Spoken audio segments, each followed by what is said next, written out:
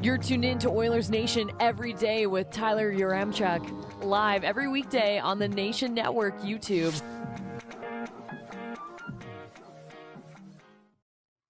Oh.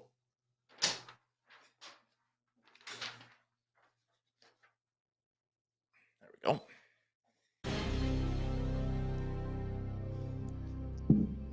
Stuart Skinner got a shutout and the Oilers beat the LA Kings. Welcome into Oilers Nation every day, live from the Sports Closet studio. Go get a Stuart Skinner jersey. We all owe him one. What a game by big number 74. What a win for the San Jose Sharks. I mean, the Edmonton Oilers. Sharks also beat the Golden Knights. That was true. And that game mattered more. Couldn't get it done in regulation, though, could you bum? I saw that. I was like, nice. They lost tonight. But they got a point. Yeah, we'll talk about that. We're going to get into everything today on the show. A post-win edition of Oilers Nation Every Day, streaming live on the Nation Network YouTube, where our boy Toby B has the first comment. Skinner, unbelievable game. Stew. That's how I imagine he said it when he typed it out. Van says, Skinner, the brick wall. Chris Walkling, we are a team of destiny. We are winning the cup. I will not be convinced otherwise. I love it. I love the positivity today in the chat. And how could you not be positive after the Edmonton Oilers beat the LA Kings 2-0? A game that actually felt a lot like Game 7 last year against the LA Kings, which was the last shutout for the Edmonton Oilers. It was a goal early. I know CC scored in the second period in that game, but a goal, whatever, late in the first. Really tight checking. A lot of chances each way, but I still felt like each team kind of brought their best when you look at it from a defensive perspective. Like, I didn't think the Oilers were bad defensively. I didn't think the Kings were bad defensively. Just a really tight hockey game, and the difference was goaltending and superstars. Yeah, and that's where the Oilers have the advantage, especially in the superstars category. It was, it was intense, wasn't it? These last couple of home games the Oilers have had against Vegas and LA, I think everybody on the ice just knew how much they meant, and everyone in the arena did too. And the Oilers did what they needed to do, and yes, it was a tight game, but there was never a point where I thought, damn, the Oilers are going to let this one slip. I thought they were actually in full control for pretty much 58 minutes. There's someone in the YouTube chat, Dwayne Shoots Toys, 126,000 subs. I saw that. Hey, Dwayne, help us get our subscriber count to 10K if you got some free time, my guy. Yeah, the chat's absolutely buzzing right now, as it should be. Baggedmilk is here because it's a Friday BM that felt like a playoff-style victory yesterday. Spicy. I liked it. There was it was intense right from puck drop. The Oilers were playing well. This is a different team than they lost to the Kings in January. They're just not the same. They're much bigger. They kind of bullied the Kings at times. It was fun. I liked it. It was I liked what you said, that they bullied the Kings at times, because I felt last time the fights were good to see, but they were out of frustration, I think, for the most part when they played last time. Where this time around there was obviously no fights, but like, if the Kings wanted to fight, the Oilers were going to start that fight. They weren't going to just be something that had to happen. It was going to be like, all right, you want to get around here, then they weren't passengers in that game. No, a little piece of Vincent Desharnais. Yeah, sure. Let's roll some highlights here, Aaron, as we talk a little bit about last night's hockey game. This is the goal that made it 1-0. A great little effort by Tyler Yamamoto as well. The pass, though. Yeah. Ridiculous.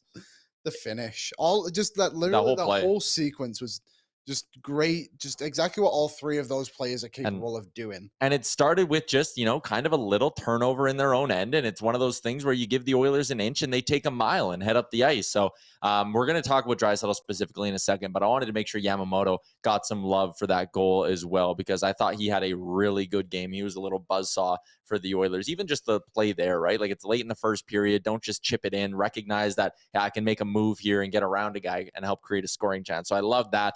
Let's jump into our three big things from last night's hockey game, brought to you by our friends at Betway. 19 plus, please play responsibly. If you had the Oilers shutout last night on Betway, oh boy, that is some good living. Let us know. Let me know in the chat if you bet the Oilers shutout. Do you know what I bet? Do you want to hear it? Yeah. The Oilers scored 2 goals. McDavid, Evander, Kane. And you had those two. I had them both in the pre-built bet on Betway at a nice, tasty little plus 300. Thank you. Nice. I missed mine yesterday. Yeah. But I don't care. Why would you? The Oilers won. That's all I bet every night. That's all I want to gamble on, is the Oilers to win. And they got the victory. Yeah. Yep. So it was epic. Let's start. Big thing number one, the guy between the pipes, number 74. He was just outstanding. Ridiculous. I mean, it's a perfect game, right? He didn't let one past him. But the thing I like about it, like, don't get me wrong, there were some big saves. There were some impressive saves, but he just looked so solid. Like, he, in a way, made a 43 save shutout look easy, in my opinion. He was absolutely nails. There was this save on the Gavrikov one, which was kind of a knuckler and a save that you wouldn't usually see a goalie make. And I know it was late in the game, but once that happened, I was like, this is in the bag. Like, once he was like making just absurd saves like that, where you're not supposed to make those ones, I thought, okay, Stu's got this one. It's been a long time coming. Last shutout was Game 7 versus the Kings. Yeah. And they won 2-0. So quite funny how that worked out. And it was Connor McDavid who scored the second goal in the third period in that game as well. It was. BM, you happy to see Stuart Skinner kind of get it back on the rails? Because he struggled there for about a week. Man, he was great last night. He looked big. He looked confident. He was kicking rebounds out to the corners. Everything you want from your goaltender, Stuart Skinner was doing. He bailed, like, that breakaway. Who is that? Is that Kempe? Yeah, I think so. He bailed out his defenseman there. That's exactly what you need sometimes. And then he also made the shots or the saves that you expect your starter to make. So just a great night for Stu all around. Happy to see him get the vest, deservedly so after the game. Great night for Stu. Yeah, that was a crazy stop on that breakaway there. And it just felt like kind of like what you said. Like, he made some stops early on, and then you were like, okay, he's dialed tonight. And there really, throughout that game, weren't a lot of concerns for me. There weren't a lot of moments where I was like, oh boy, like, because it was just like, man, we got Stuart Skinner at the top of his game right now. There's no reason to be worried about this team. I thought they played great in front of him as well. Les says Stu's rebound control last night was spot on, either by covering it or playing it into safe areas. I agree with that as well. Like, how many times did the LA Kings get a second opportunity at any point? It was a lot of one chance and done, out it goes. Yeah, there was the one I'm thinking of, which maybe could have bit them, but they missed, was the one where he kind of rebounded out to Dano, and he had the empty cage where the puck bounced over his stick. But besides that, like, I can't really think of a chances where it was like, oh no, like, here's a good secondary chance. And to be honest, if there was, it was probably just overshadowed by a great save by Stuart Skinner. Yeah. And he was quiet in the net too, you know? I like that. It wasn't a lot of movement side to side. He was just big. He was in position. He was square to pucks. This is getting a lot of attention in the chat. So let's go to our second big thing is the big man, Connor McDavid, right? I mean, the Oilers stars were their stars last night. The first goal, all Draisaitl. We'll touch on him in a second. But the game McDavid had almost didn't happen because of that hit early on to Mikey Anderson. He was given 2 for boarding. Riley is in and says, I try to be a good person, but I can't lie. I took some pleasure in watching Connor McDavid delete Mikey Anderson. Eric said Mikey Anderson looked like Weekend at Bernie's after that hit. I mean, you never want to see a guy get hurt, but when it's a guy who pretty clearly intentionally hurt Leon Draisaitl in last year's playoffs, with one of the dirtiest plays that I've seen in quite some time. Like, I mean, at least with McDavid, you could be like, he's just, you know, it's a bad hit. I actually thought he should have probably gotten the boot for it. I was worried about it when I watched it live. I know you were at the game, Tyler, but I was, when I watched it live, I go, oh no. Yeah. Well, and then the refs do their little huddle, and you're like, I was just waiting for them to point in the box and like kind of tell him to head off. But he's lucky he didn't get the boot. This is a hit that I just hate in the NHL, and I really want the league to get rid of it. McDavid thought Anderson flopped, and there was the shot apparently on the broadcast of him looking at the Kings bench saying flop. Yeah. Hilarious. Well, he to be honest, he got lucky that Anderson, when he hit the boards, was upright and not like, you know. I think it would have been a different scenario. But the LA Kings called up a defenseman today. So I mean, it's not looking great for him at the moment. Listen, I know it's, again, Mikey Anderson and it's Connor McDavid, and I understand the Oilers fans in the chat are going to feel a certain type of way about it. I don't think he was weak on his feet. That was not a clean hit. If that would have happened to one of the Oilers, we would have been screaming for 5 in a game. Yeah, of course. So McDavid is lucky he didn't get kicked out in that hockey game. He then goes on to, score his 300th goal of his career in just his 563rd game. He's up to 63 game winners, although last night's not technically a game winner. But that goal was unreal. Again, this is why you play Connor McDavid on the PK, because even when it's 4v5, he's dangerous. The nastiest part of this goal, well, there's a bunch of just extremely nasty parts of this goal. That was the only tweet I think I had last game, was just the word nasty. But one, to pick it up shorthanded and again be like, I got 2 guys flat-footed, I can cut through them. Okay, that's sweet. But that little cheeky shoulder check at the blue line when he knows he's in all alone and just wants a little double check, just wants to make sure there's no one creeping up on him, a little boop. And then, I mean, he knows he has all the time in the world. He's not going to miss those chances. Korpisalo absolutely hung out to dry. Selly's great. And a great fired up Connor McDavid tells you that the playoffs are just around the corner.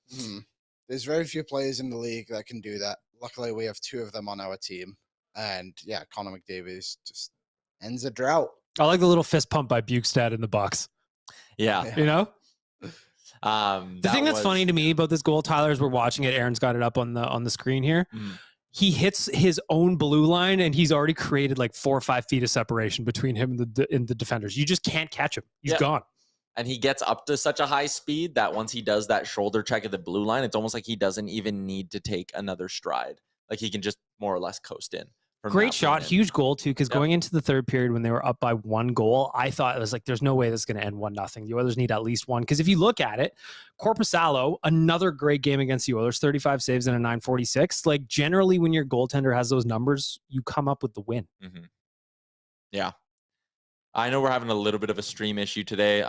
If we had a sign for days since stream issues, the count would actually be pretty high, to be fair. Almost double digits. Yeah, probably almost double digits. Sean in Calgary says the stream is crashing like the Kings fans' emotions. Yeah, apparently the broadcast crew in LA was pissed last night. But again, I don't blame them. Like, I actually do think that was a dirty hit. But Connor McDavid, that big goal, the big celly, everything. That is our second big thing from last night's game. Third for our friends at Betway. Leon Draisaitl, if you didn't know, he's the best passer in the NHL. Really making me eat my words on the take that I thought Connor McDavid was the best passer in the NHL. No, Leon Draisaitl, that's just ridiculous. To do the no look on your backhand right on a guy's tape. Like Evander Kane didn't have to think about anything. He just had to fire that damn puck. No one else in the league can really make that pass. Like, it's just unbelievable the stuff he's doing right now. And for a guy in Leon Draisaitl, who, even though the points were there earlier in the season, he said himself he didn't feel like he was playing his best hockey.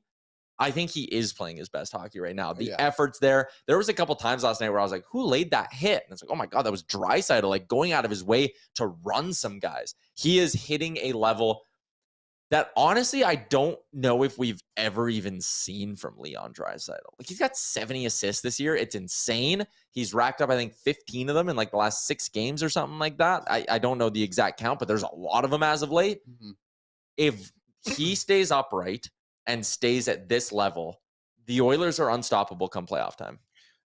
100%. They've got the 2 best players in the league, absolutely buzzing. And yeah, Leon, it's just amazing, isn't it? Like the pass he made Dan, and it was only like a few games ago. He also did another blind pass to McDavid in the overtime winner. Yeah. Like, just to have the sense of where your line mates are supposed to be, and where, like, just the chance you risk taking that too is like high risk, high reward. And we've seen it kind of both ways with him a little bit this season. But boy, oh boy, I'll take those passes all day, even if one of them gets to a Kings defenseman and he gets on a breakaway. The thing that's amazing about it is Electronic Jordan said it last night on Twitter. It's just, if you see how fast it happens, Leon takes the pass, it kind of bobbles up in his legs, takes a quick glance over, sees where Kane is, instantly spins it right onto his stick. Like, it's just like that. He makes the decision in a perfect pass. It's unbelievable.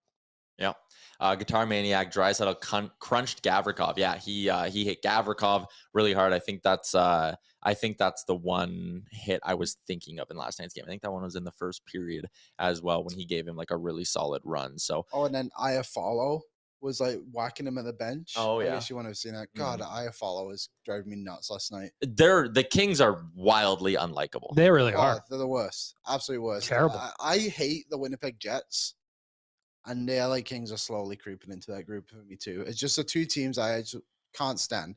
Anaheim was in there for a while, but now they're completely irrelevant to the league, so I don't hate them as much. But boy, oh boy, do they just have some players that you see and you're like, you're just being a greasy little boy right now. Well, I mean, go through the team, right? Like Victor Arvidsson, rat. Philip Deneau, rat. Drew Doughty's a rat. Trevor Moore's a background character. Vladislav Gavrikov, revenge game went well for the Oilers. Yeah, nice. Alex Edler's a rat. Blake Lizotte, don't even know who that is. Iafallo's annoying as hell. Zach McEwen, rat. Adrian Kempe, small and annoying. Anze Kopitar, washed. Mikey Anderson played 25 seconds last night. LOL. So one of my favorite things with Drew Doughty was he was trying to cause some ruckus by the net, and then he somehow got matched up with Evander Kane behind the goal line, and he got real quiet in a hurry. It was actually were you guys both at the game? No, I didn't end up going. So there was, and rightfully so, Drew Doughty had a point on this one, but it was when the Oilers were on the power play and Zach Hyman just absolutely slashed Doughty right across the front of his skates, like kind of high ankle, I guess you could say. And he was furious. And you could hear it on the broadcast. I was like, all those times you've done that, I am glad it's finally catching up to you, Drew Doughty. Great player. But boy, oh boy. Had it coming. Yeah. Curtum says the Kings are a dirty team that get away with dirty plays. They get away with a lot. It's actually like ridiculous. It is Again, wild. for that fan base to be complaining as hard as they were about the Connor McDavid hit, it's like actually watch, because I know you're Kings fans, you don't actually watch. Actually sit down and focus for 60 minutes of hockey. The Kings get away with murder every second shift. It's ridiculous. Didn't they have someone get suspended for biting? Yeah. Brendan Lemieux got suspended 5 games for biting. Get out of here with talking about anybody's being dirty. How about that the Ekholm hit on Arvidsson? Oh, beauty. Viking shit out there. That really made me laugh because it was like a full extension of the arms, like double fist punch. That was a like, I'm a man, you're a boy, Victor Arvidsson. Sit down. Remember me, Victor? Boom. They would have been teammates. That's a good Yeah, point. they would have been. I want to talk about Ekholm as well, because in the final minute or so of that hockey game, he was unreal. And he didn't have a stick. Yeah, he didn't have a stick, and he was finding a way to make like effective defensive plays with no stick. The guy's been unreal. Like, again, we could sit here every show from now till the end of the season, then for 82 games next year, and talk about how good Matthias Ekholm is. And we should. Do you know what was cool about that though? Was his ability to read what the Kings were doing. So he's not just laying down on the ice to cool his belly off, like they're making those cross ice passes, and they made him a couple of times, and then eventually he just lay there and it was like, you ain't doing this, and if you're gonna do it, you're gonna have to chip it right over me. So just shows the intelligence that he has and the awareness of being a good defenseman in the league, and it's quite remarkable, really. Yeah. Ryan says Doughty was losing it. Yeah, I mean, when things don't go Doughty's way, he likes to cry a little bit. Jake says Ekholm is our Pronger. I love that. I said it the day they acquired him, the best defenseman this team's had since Chris Pronger. So there you go. Quaddy says the Kings' negative trap hockey sucks. They're so boring. They are. They're painfully boring. I hate that 1-3-1. But last night was encouraging because the Oilers showed that they can keep up with that kind of a game, or not keep up. They can survive in that kind of a matchup, in that kind of a game. That's a Kings team. I get they're missing Fiala, but again, largely pretty healthy for that hockey game. Came into this playing some really good hockey, and the Oilers just kind of said, hey, we'll play however you want. You want to do running gun? We'll beat you running gun. Oh, the Kings want to slow this game down and have it be really tight checking? Yeah, we'll do that too. It's not a problem. It was encouraging to see that for sure, because was it Philadelphia who did that to us twice, right? It was Philly. Yeah. And they just couldn't seem to break through it until like late in the third period. And then it's good to see that they've now figured that out, because eventually it comes to a point where it's like, okay, well, like you can't just have teams do this to you every single time you play them. But last night, it was definitely an encouraging sign against a team the Oilers could likely face in the first round, although like I'm not convinced they still can't win this division. I know they're only a point behind, which seems like a bit of a silly statement, but the schedule plays in the Oilers' favor very, very well. I think they're going to win out. Vegas have Minnesota back-to-back next. Let's talk about the AMA travel out-of-town scoreboard, as we've kind of been keeping our tabs on it over the last couple of weeks. And you're right, tomorrow at 8 o'clock, Vegas hosts Minnesota. Then on Monday, they have to go to Minnesota for a second game. And this is a Wild team that is playing wildly good right now. They are not the Minnesota Mild. They've won 3 in a row. They're 7-1-2 in their last 10. I know Vegas is 7-2-1 in their last 10, but I think they're starting to leak just a little bit. And they lost last night. The AMA travel out of town scoreboard, that went the Oilers' way. Yep. God. Did I miss something? No, I can't repeat it on the radio. Okay.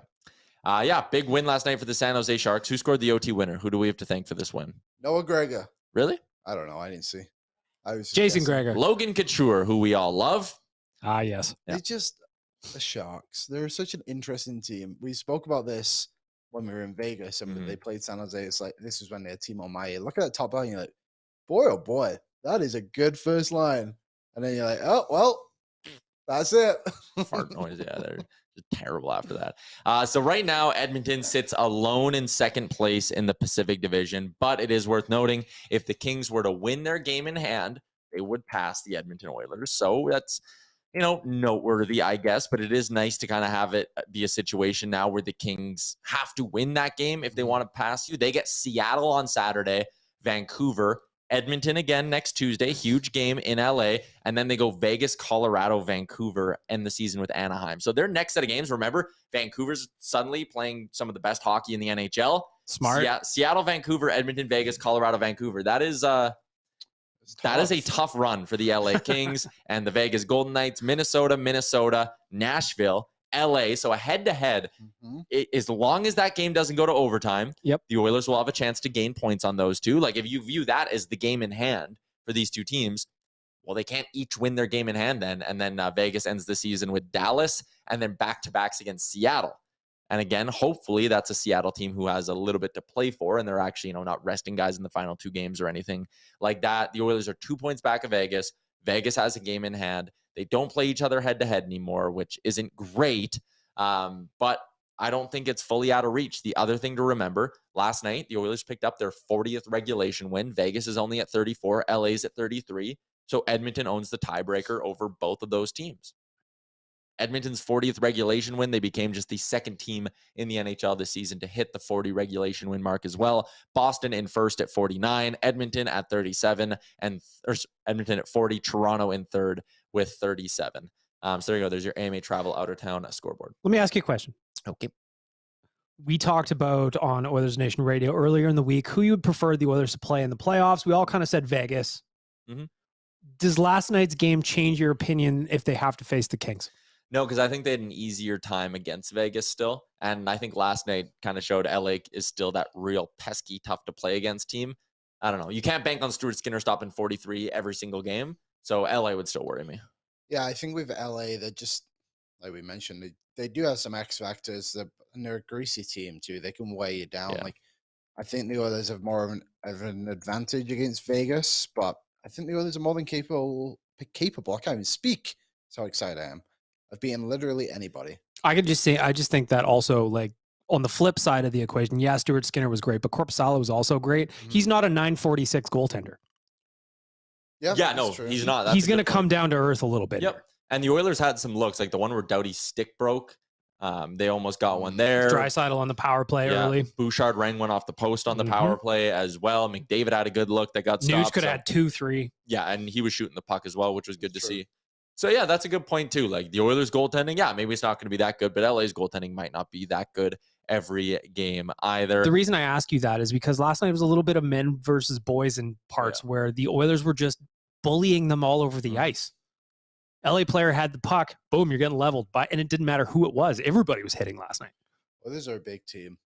They have got some thick boys, and they're not just like big. It's like, oh yeah, you look at the stat sheet, it's like, oh, this guy's 6 foot. It's like, no, like Nick Bukestad's a big boy. He's a pterodactyl out there. He's got arms that go from board to board. Like, it's just this identity of the team has really shifted into a different direction the last 2 months or so.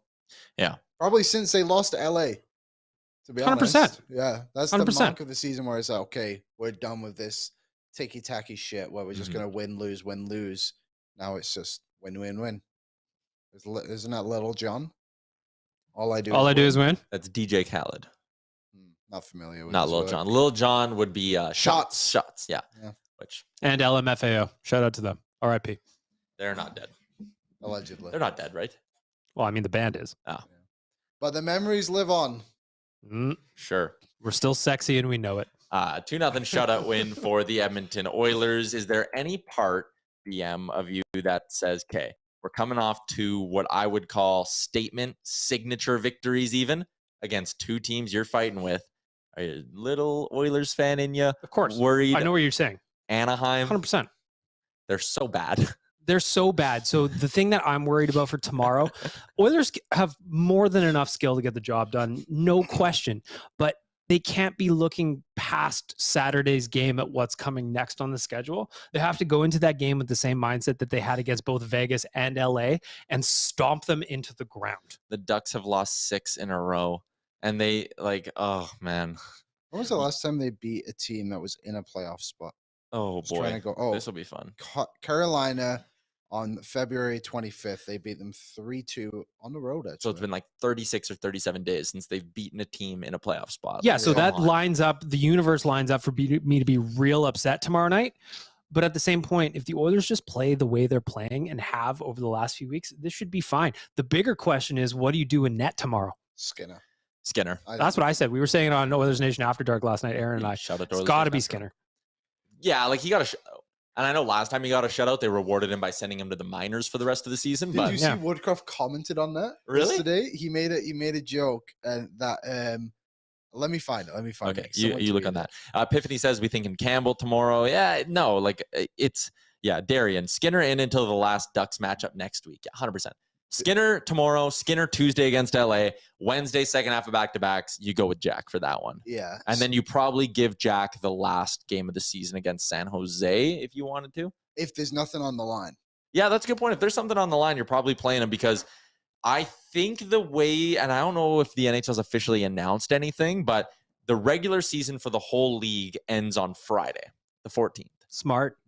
So that means there's going to be a dark weekend in the NHL. Smart. Yeah, that's what you want. I would imagine the Oilers playoff series starts Monday or Tuesday. So smart. This is what Dan You're doing great. You're doing great, Gary. And the games all start on time, like you said. Last night, though, was it close? it started like 6, 7, 8 minutes after the broadcast. Amazing. Wow. How enjoyable. I didn't even notice.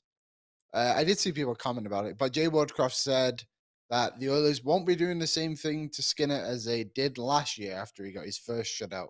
And in brackets says they sent him to Bakersfield. I will stand by the take that if they would have waived Mikko and given Skinner the backup role for the rest of the season, they wouldn't have signed Jack Campbell this offseason. I think you would have known what you had a little bit more in Stuart Skinner. But then you would have had to replace Mike Smith.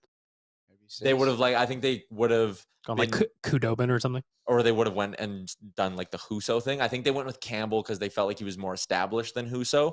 Had like 50 more games played in his career or whatever. I think if they would have known what they had in Skinner, they wouldn't have gone after Jack Campbell. That's fair. But, whatever. Mark M, back-to-back Stu shutout streak. Why not? Diz says, skin them all. Okay, sure. That's something we can probably say. Jack plays in Anaheim. Yeah, next week you can give Campbell that one. Quaddy agrees with the 74 starting on Saturday. So there you go. Oilers Ducks tomorrow. That's going to be a Sherwood Ford Giant Game Day edition of the show. It is a Friday, though, on Oilers Nation Everyday, which means Baggedmilk is here for the Bro Down, brought to you by our friends at Star Mechanical. They've been one of Edmonton's top new home plumbing installers for the past 20 years. Jay's awful. Oh, you're talking about betting. Yes, we'll get to that in a second. But Star Mechanical, 780-481-8873. If you need 24/7 emergency service from Edmonton's #1 plumbing and heating company, you already know. Give them a ring, Star Mechanical, or look at them online, starmechanical.ca. You want to see the betting standings. Yeah, I don't normally He's sit up on units, though. I don't normally sit on the couch, so I don't normally see this side of it. And yeah, I'm just looking at the overall record. He's terrible. But he's up 2.42 units. He's actually, is this updated from last night? I didn't update it from yesterday, but So Jay won. So Jay won on a plus 215 bet. So he's adding another 2 units onto that. So he's at like 4 point something. Liam missed because Drysdale didn't get a second point. Shame. I got mine because McDavid scored, which means I'm up another 1.4 units as well. I'm up like 7.1 units. Hello. And Jay's in second, Liam. You got to pick up the pace. Don't worry. I'll be back. I got a spicy one for tomorrow. Shut up. Ooh, no, you're not. You wouldn't. You wouldn't. You rascal. Do you know what's weird? I almost was happier for Gavin than I was for Stu. Yeah. It felt like Gavin's moment last night felt like my Devon Shaw moment. Mm-hmm. When Devon Shaw scored, my phone, I didn't see it. My phone went berserk. And I feel like that's how Gavin felt last night when this shutout happened. I saw he joined After Dark, which he wasn't scheduled to do, but he was just so excited we needed him on the show. And he's heading into the weekend on a high. He deserves it. He does. We let him work from home today. I said, Gavin, you earned this, buddy. And he said, no, I want to come into the office. I said, nope. You're shut out. Yeah, you're shut out. You're shut out of the office, Gavin. All right. Let's get to our bets for today. It seems like you had something else to say. I don't know. We hit the light goal. Hey, good job, everybody. Thank you, everybody. Light goal today was 74 for obvious reasons. We're at 88. We're at 89. I liked it too. 90. So, I'll go like it. Uh-oh. Let's keep it going. Let's see if we can get to 100. We haven't hit 100 during a live show for a little bit now. We're about, I guess, 11 or 12 away, depending on what your account says. 11 or 12 away. Hammer the like button if you're watching on YouTube right now. I see it. There are 252 of you watching the show right now. 255 of you watching the show right now. It is very easy for 11 of you to hit the like button. Baggedmilk said we can have beers after the show if we hit 100. Facts. We'll do ONR with a brewski. How about that? Delish. Did he text you that? I didn't see that. I assumed I assumed that's what he was going to say. People are still talking about the McDavid hit. I mean, come on. If you want to laugh, if you're in the comment section, you want to talk about the McDavid hit, go check out the Kings tweet from last night when they said that Mike Anderson was not coming back. The quote tweets are excellent. All right. Betway, 19 plus, please play responsibly. Liam, what do you like tonight? I love this. I love what you're doing. I love it all, buddy. The underdog parlay, as I like to call it. One of the best home teams in the NHL in the Arizona Coyotes take on the Dallas Stars, plus 190. And then Vancouver, we did that thing the other day, Tyler. One of the hottest teams in March. Yeah. Plus 110. I'll take that juice as well. And Calgary, who knows what you're going to get from them. So I like the risk of just a nice plus 110 on Vancouver. And then, yeah, the Yotes. The likes just, we're 128 now. Yeah. Good work, everybody. Thanks for hitting that like button. Hey, listen, I'm just saying. What there are 235 of you watching. We could get to 200 on the like count, which I don't think we've ever done. I think do it for Stu, people. Yeah, come on. Actually, I have somebody else we could do it for. Ryan Murray was back on the ice today. Yeah, okay, I see the chat. Also, shout out to Vince, who's in the chat and says he saw me in Fort Hall last night. What up, Vince? Okay, Ryan Murray on the ice today. I think this is just a want to get a guy ready for when he's the black ace kind of thing. I think this is Philip Broberg. That's what I want to ask. He played 4 minutes last night, Broberg. I think Broberg is gonzo. I would rather have Ryan Murray sit in the stands like he's been doing all season than Philip Broberg playing. But I wouldn't be surprised if that's just the case, too, of a guy trying to get up. The Oilers need some right-handed guys. Maybe that's what they want. Maybe they want to have just... Isn't Murray a lefty? He's a righty. Oh, really? Let's check. He's played so little, we don't remember. Oh, that's what he looks like. Yeah, he was your man crush. Yeah, he's a very tan individual. He's a lefty, Liam. Well, I'm sure he could. Yes, flip it around. Maybe that's why he's been out for so long. He's been learning how to shoot right. Learning to be ambidextrous. That's got to be it. Yeah, Ryan Rashog says, Ryan Murray hitting the ice this morning. Don't know why he's hitting it. Interesting. Could use some depth on the blue line come playoffs. Long road back, but he's out there. Listen, if it's for the sake of you want Broberg in the final week of the regular season to just go play like 20 minutes a night in Bakersfield, then you bring him back. Sure. I still maintain this team is better going 11-7, and I will very easily say Philip Broberg's better than Ryan Murray. So I don't know. I agree. I just think maybe you send Broberg down. If he's not going to play in the playoffs, then just let him go and play in Bakersfield. They're going to make the playoffs. Yeah. He'll be their best defenseman by an absolute mile. He's the other's best defensive prospect. And they're doing $2 beers tonight at the Condors game. Super here all night tomorrow. There you go. What a weekend. We should go down to Bakersfield. They play Tucson. Tucson. What did I call him? Tuscany. I did not play that. That is a place. Tuscany is a place, yep. Rashog also said optional skate for the Oilers today, but the team is having a bring your family and dogs to work day. Oh, that's lovely. And he adds they've done a lot of this under Woodcroft since he took over last year. That's very good. That's the good vibes. Yep. Brad Hunt on waivers today too, apparently. Oh, former friend. Bring him back. Honestly, better than Murray. Why not? I didn't even see that. Yeah, someone just put it in the chat. They could be lying. It was Sean in Calgary. No, I saw it too. Elliot Friedman tweeted. Yep. Okay. There is another thing I wanted to hit on. I like that you brought up Murray because I was about to forget that. Also, there is a petition, change.org. Maybe we can put the link in the description of today's episode to get Jack Michaels to call the Oilers playoff games. When you hear that passion, when you hear the way he goes, man, how could you not want him calling? You were at the game last night. Yeah. You missed the last probably 10, 15 seconds of the game. Was it unreal? Where Jack was going completely bananas. I love it.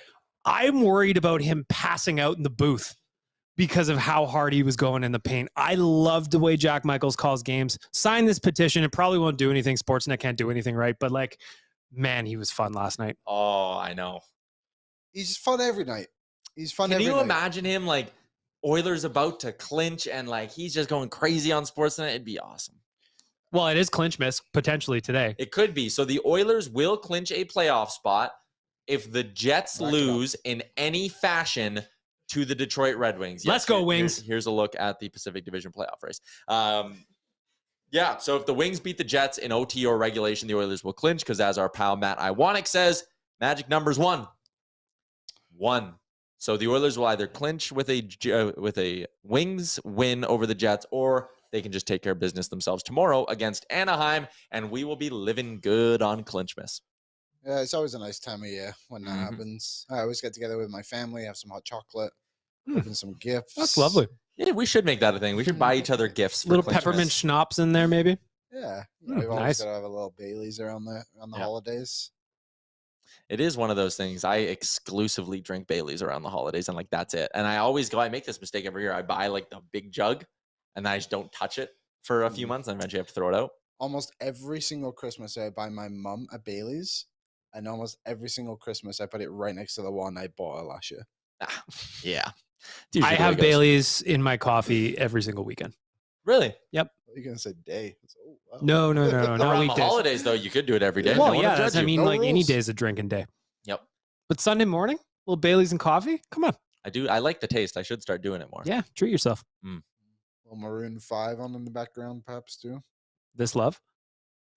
Whatever you want. Okay. Why? Why? They have a song called Sunday Morning. So Okay. does No Doubt. Hey, BM, can you flash your hoodie sleeve into the shot? Yeah, what? What color do you think that is? This is not red, people. That's super red. Anyways, we won't get into that. I think we're going to move towards wrapping this bad boy up. BM, thanks for hopping by for the bro down today. If they clinch, we're all going outside and taking a bite out of that Lindt chocolate rabbit. We do have a lot of chocolate in the office we could eat. Baggedmilk's appearance once again brought to you by Star Mechanical. Check them out online, starmechanical.ca. One last scan through the chat. Nate says Jack and Louie are the best in the league. Someone else said something, which I'm going to remove because we take zero Harner Ryan slander. I'd love Jack to do the games. I'd be fine with Harner Ryan too. Friend of the show, friend of the network. I love Harner Ryan. He's got a great story. Yeah, If you haven't heard his interview with us on ON Radio, go back and dig that up. It was a while ago. We're due to bring him back, I think. I think we are. Maybe a pre-playoff chat with Harner Ryan. Yeah, He's Harner a Ryan great rules. dude. His book is awesome as well. So no Harner Ryan slander, but yes on all the Jack love because we do love Jack. Jack deserves this. Earned, not given. I like that. Old Jackie boy. I like that. We're back tomorrow with a Sherwood Ford Giant Game Day edition of the show. Yeah, that'll be fun. So we'll be coming to you noon on a Saturday. I'm going to be mildly hungover for that show, just a heads up. But that'll be okay. I'll be in Calgary, behind enemy lines. Nice. In the spare bedroom with a Connor McDavid sweater behind me. 8 o'clock tomorrow night against the Ducks. Noon is the time of the show. A big win for the Oilers against the LA Kings in first place in the division. It's right there. You can almost grab it. It's Clinchmas, baby. It's Clinchmas, baby. Enjoy your Friday night, Oilers fans. We'll talk again tomorrow. Go Red Wings.